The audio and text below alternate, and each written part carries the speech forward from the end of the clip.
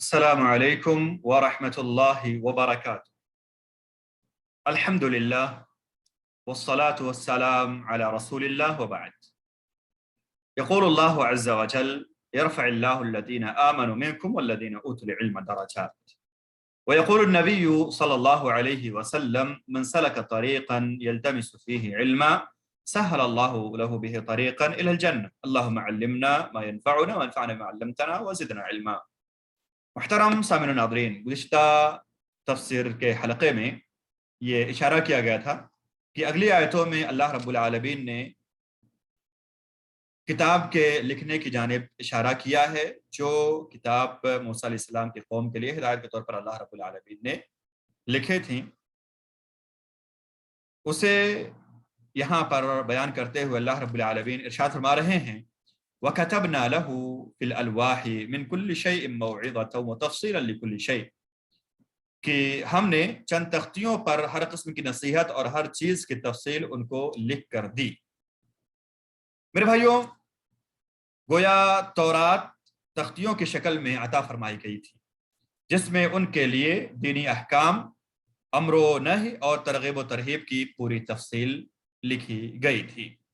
تو اللہ رب العالمین نے اسی جانب اشارہ کرتے ہوئے ارشاد فرمایا: وَكَتَبْنَا لَهُ فِي الْأَلْوَاحِ مِنْ كُلِّ شَيْءٍ مَوْعِظَةً وَتَفْصِيلًا لِكُلِّ شَيْءٍ، یعنی ہم نے موسیٰ علیہ السلام کے لیے چند تختیوں پر ہر قسم کی نصیحت اور ہر چیز کی تفصیل لکھ کر دی تھی۔ پھر اللہ رب العالمین ارشاد فرما رہے ہیں کہ ہم نے کہا: فَخُذْهَا بِقُوَّةٍ وَأْمُرْ قَوْمَكَ يَأْخُذُوا بِأَحْسَنِهَا، تم ان کو پوری طاقت سے پکڑ لو، تم ان کو پوری طاقت سے پکڑ لو اور اپنی قوم کو حکم کرو کہ ان کے اچھے اچھے احکام پر عمل کریں، یعنی رخصتوں کی ہی تلاش میں نہ رہیں جیسا کہ سہولت پسندوں کا حال ہوتا ہے، بلکہ اللہ رب العالمین نے حکم دیا کہ اے موسیٰ تم اپنی قوم کو حکم دو کہ وہ ان تختیوں کے اچھے اچھے احکام پر عمل کریں، یعنی رخصتوں کی ہی تلاش میں نہ رہیں جیسا کہ سہولت پسندوں کا حال ہوتا ہے۔ سَأُورِيكُمْ دَارَ الْفَاسِقِينَ، اب بہت جلد تم لوگوں کو ان بے حکموں کا مقام دکھلاتا ہوں۔ مقام دار سے مراد یا تو انجام یعنی ہلاکت ہے، یا اس کا مطلب ہے کہ فاسقوں کے ملک پر تمہیں حکمرانی عطا کروں گا، اور اس سے مراد میرے بھائیوں ملک شام ہے، جس پر اس وقت عمالقہ کی حکمرانی تھی جو اللہ کے نافرمان تھے، جیسا کہ امام ابن کثیر رحمہ اللہ نے اس آیت کے ذمن میں اس کی تفصیل اور توجیہ بیان فرمائی ہے۔ آگے اللہ تعالیٰ ارشاد فرما رہے ہیں: سأصرف عن آیاتی الذین یتکبرون فی الارض بغیر الحق وإن يروا كل آیة لا يؤمنوا بها وإن يروا سبیل الرشد لا يتخذوه سبیلا وإن يروا سبیل الغی يتخذوه سبیلا ذلك بأنهم كذبوا بآیاتنا وكانوا عنها غافلین۔ میں ایسے لوگوں کو اپنے احکام سے برگشتہ ہی رکھوں گا جو دنیا میں تکبر کرتے ہیں، جس کا ان کو کوئی حق حاصل نہیں، اور اگر تمام نشانیاں دیکھ لیں تب بھی وہ ان پر ایمان نہ لائیں، اور اگر ہدایت کا راستہ دیکھیں تو اس کو اپنا طریقہ نہ بنا لیں۔ یہ اس سبب سے ہے کہ انہوں نے ہماری آیتوں کو جھٹلایا اور ان سے غافل رہے۔ تو میرے بھائیو، جو اللہ رب العالمین نے یہاں ارشاد فرمایا ہے کہ وَإِن يَرَوْا كُلَّ آیَةٍ لَا يُؤْمِنُوا بِهَا، اگر تمام نشانیاں دیکھ لیں تب بھی وہ ان پر ایمان نہ لائیں، مطلب یہ ہے کہ تکبر وہ کریں گے۔ تکبر کا مطلب ہے کہ اللہ کی آیات و احکام کے مقابلے میں اپنے آپ کو بڑا سمجھنا اور لوگوں کو حقیر گردانا۔ یہ تکبر انسان کے لیے زیبا نہیں، کیونکہ اللہ تعالیٰ خالق ہے اور وہ اس کی مخلوق ہو کر خالق کا مقابلہ کرنا اور اس کے احکام و ہدایات سے اعراض و غفلت کرنا کسی طرح بھی جائز نہیں۔ اس لیے تکبر اللہ تعالیٰ کو سخت ناپسند ہے۔ اس آیت میں تکبر کا نتیجہ بتلایا گیا ہے کہ اللہ تعالیٰ انہیں آیات الہی سے دور ہی رکھتا ہے، اور پھر وہ اتنے دور ہو جاتے ہیں کہ کسی طرح کی بھی نشانی انہیں حق کی طرف لانے میں کامیاب نہیں ہوتی، جیسا کہ دوسرے مقام پر اللہ تعالیٰ نے ارشاد فرمایا ہے: ان الذین حقت علیہم کلمۃ ربک لا یؤمنون ولو جاءتہم کل آیۃ حتی یروا العذاب العلیم۔ سورہ یونس کی آیت نمبر 96-97 ہے کہ جن پر تیرے رب کی بات ثابت ہو گئی وہ ایمان نہیں لائیں گے چاہے ان کے پاس ہر طرح کی نشانی آ جائے، حتیٰ کہ وہ دردناک عذاب بھی دیکھ لیں تو بھی یعنی ایمان نہیں لانے والے ہیں۔ تو تکبر میرے بھائیو یہ بہت بری صفت ہے، جیسا کہ اس آیت میں اللہ رب العالمین نے اشارہ کیا کہ وَإِن يَرَوْا كُلَّ آيَةٍ لَا يُؤْمِنُوا بِهَا، اور اللہ تعالیٰ نے آگے ارشاد فرمایا وَإِن يَرَوْا سَبِيلَ الرُّشْدِ لَا يَتَّخِذُوهُ سَبِيلًا، اور اگر ہدایت کا راستہ دیکھ لیں تو اس کو اپنا طریقہ نہ بنائیں گے، اور اگر گمراہی کا راستہ دیکھ لیں تو اس کو وہ اپنا طریقہ بنا لیں گے۔ میرے بھائیوں اس میں احکام الہی سے اعراض کرنے والوں کی ایک اور عادت یا نفسیات کا بیان ہے کہ ہدایت کی کوئی بات ان کے سامنے آئے تو اسے تو نہیں مانتے، البتہ گمراہی کی چیز کوئی دیکھتے ہیں تو اسے فوراً اپنا لیتے ہیں اور راہ عمل اسے بنا لیتے ہیں۔ قرآن کریم کے بیان کردہ اس حقیقت کا ہر دور میں میرے بھائی مشاہدہ کیا جا سکتا ہے۔ آج ہم بھی ہر جگہ اور ہر معاشرے میں، حتیٰ کہ مسلمان معاشروں میں بھی یہی کچھ دیکھ رہے ہیں کہ نیکی منہ چھپائے پھر رہی ہے اور بدی کو ہر کوئی لپک لپک کر اختیار کر رہا ہے۔ اگر کوئی جو ہے برائی کی مجلس ہو تو اس مجلس میں لوگ جو ہے ٹھاٹھے مارتے ہوئے جو ہے داخل ہوتے ہیں۔ کوئی جو ہے آن لائن پروگرام ہو ناچ گانے کا تو اس میں لوگ شریک ہی شریک ہوتے ہیں، بھیڑ لگ جاتی لوگوں کی، 1 گھنٹے کے اندر ہزاروں لاکھوں کی تعداد میں اس کے ویوز ہو جاتے ہیں۔ لیکن اگر قرآن پڑھ کر سنایا جائے، قرآن پڑھ کر کے لوگوں کے سامنے قرآن کا معنی اور مفہوم بیان کیا جائے تو لوگ میرے بھائیوں اس میں جو ہے 1-2 ہی شریک ہوتے ہیں یا قلیل تعداد میں لوگ شریک ہوتے ہیں۔ تو یہ بات ہر چیز، ہر جگہ اور ہر دور میں مشاہدہ کی بات ہے۔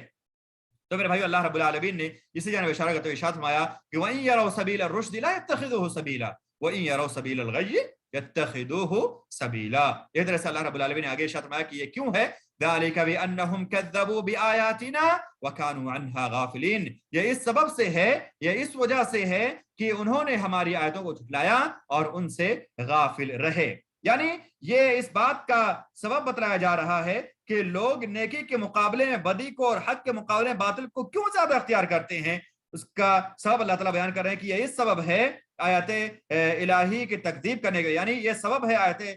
الہی کی تکذیب اور ان سے غفلت و اعراض کا، یہ ہر معاشرے میں عام ہے۔ یعنی اللہ رب العالمین کی آیتوں کو جھٹلائیں گے، اللہ رب العالمین کی آیتوں سے نہ ہم جو ہے منہ موڑیں گے تو گویا اسی طرح سے ہمارا رویہ ہوگا، ہماری نفسیات میں یہی ساری چیزیں آئیں گی۔ تو میرے بھائیوں آج کے اس حلقے میں ہم نے یہ اہم آیتیں جانی اور یہ اہم آیتیں ہم نے میرے بھائیوں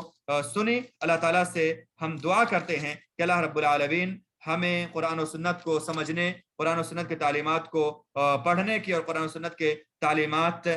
پر عمل کرتے ہوئے قرآن و سنت کی تعلیمات کو لوگوں میں عام کرنے کی توفیق عطا فرمائے۔ میرے بھائیوں وقت ابھی اور ہے، اس لیے آئیے ہم اور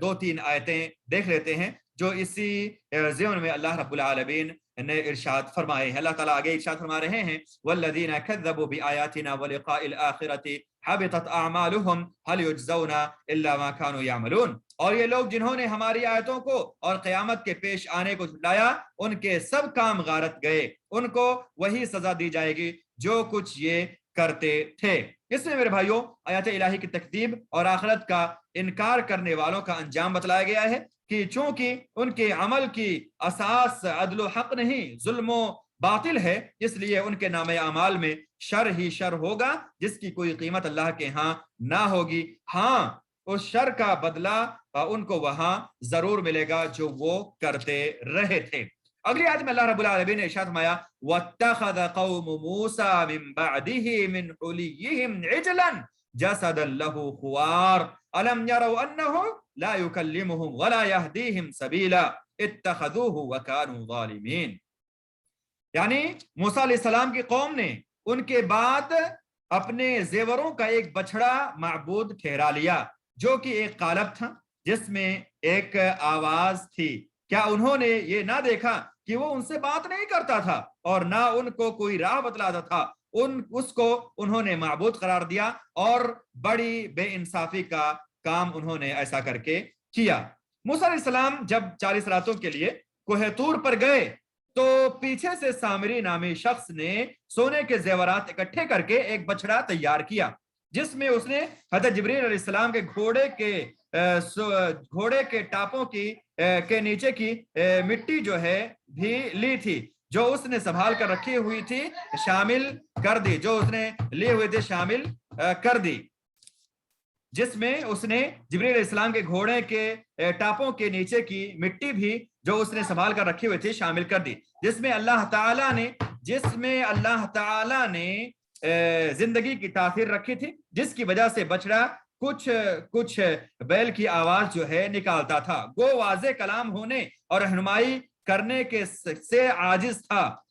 جیسا کہ قرآن کے الفاظ واضح کر رہے ہیں۔ اس میں اختلاف ہے کہ وہ فی الواقع گوشت پوست کا بچڑا بن گیا تھا یا تھا وہ سونے کا ہی، لیکن کسی طریقے سے اس میں ہوا داخل ہوتی تو گائے بیل کی سی آواز اس میں سے نکلتی تھی، جیسا کہ امام ابن کثیر رحمہ اللہ نے اس کی وضاحت کی ہے۔ ہم تفسیر ابن کثیر میں مزید تفصیل اور وضاحت دے سکتے ہیں۔ اس آواز سے سامری نے بنی اسرائیل کو گمراہ کیا کہ تمہارا معبود تو یہ ہے۔ موسیٰ علیہ السلام بھول گئے اور وہ معبود کے تلاش میں کوہ طور پر چلے گئے، حالانکہ وہ تمہارا معبود جو ہے وہ یہیں پہ ہے۔ اس نے اس طرح سے بنی اسرائیل کو گمراہ کرنا چاہا۔ یہ واقعہ جو ہے سورہ طٰہٰ میں آئے گا، وہاں پہ ہم اس کا تفصیل انشاءاللہ مزید جانیں گے۔ اللہ رب العالمین نے اگلی آیت میں ارشاد فرمایا وَلَمَّا سُقِطَ فِي أَيْدِيهِمْ وَرَأَوْا أَنَّهُمْ قَدْ ضَلُّوا قَالُوا لَئِن لَّمْ يَرْحَمْنَا رَبُّنَا وَيَغْفِرْ لَنَا لَنَكُونَنَّ مِنَ الْخَاسِرِينَ، اور جب نادم ہوئے وَلَمَّا سُقِطَ، اور جب نادم ہوئے، سُقِطَ فِي أَيْدِيهِمْ محاورہ ہے میرے بھائیوں، جس کے معنی نادم ہونا کے ہیں، اور یہ ندامت موسیٰ علیہ السلام کی واپسی کے بعد ہوئی، جب انہوں نے آ کر اس پر ان کی زجر و توبیخ کی، جیسا کہ سورہ طٰہٰ میں بیان کی جگہ، جیسے کہ میں نے اشارہ کیا، وہاں پہ ہم اس کی تفصیل جانیں گے۔ یہاں اسے مقدم اس لیے کر دیا گیا ہے کہ ان کا فعل اور قول اکٹھا ہو جائے، جیسا کہ فتح القدیر میں ہم اس کی جو ہے توجیہ دیکھ سکتے ہیں کہ یہاں پہ اس کی تقدیم کیوں واقع ہوئی ہے۔ تو اللہ تعالیٰ فرما رہے ہیں وَلَمَّا سُقِطَ فِي أَيْدِيهِمْ، اور جب وہ نادم ہوئے اور معلوم ہوا، وَرَأَوْا أَنَّهُمْ قَدْ ضَلُّوا، معلوم ہوا کہ وہ لوگ واقعی گمراہی میں پڑ گئے، قالو، کہنے لگے کہ اگر ہمارا رب ہم پر رحم نہ کرے اور ہمارا گناہ معاف نہ کرے تو ہم بالکل گئے گزرے ہو جائیں گے۔ قالوا لئن لم يرحمنا ربنا ويغفر لنا لنكونن من الخاسرین۔ تو میرے بھائیوں یہ کچھ آیتیں تھیں جو گزشتہ آیت سے ہی ملے جلے تھے، اس لیے ہم نے آج کے اس درس میں اس کو مکمل کر دیا۔ تو اللہ تعالیٰ سے ہم دعا کرتے ہیں کہ اللہ رب العالمین ہمیں کہنے سنے زیادہ کہنے سنے باتوں پر عمل کرتے ہوئے، قرآن و سنت کو سمجھتے ہوئے اپنی زندگی گزارنے کے اللہ تعالیٰ ہمیں توفیق فرمائے۔ اس مبارک عشرے میں اللہ تعالیٰ ہمیں توفیق دے کہ ہم قرآن و سنت کو بار بار پڑھیں، سمجھیں، ان کی تعلیمات پر عمل کریں، ان لوگوں میں عام کریں۔ تو آج کے اس حلقے میں میرے بھائیوں ہم نے سورہ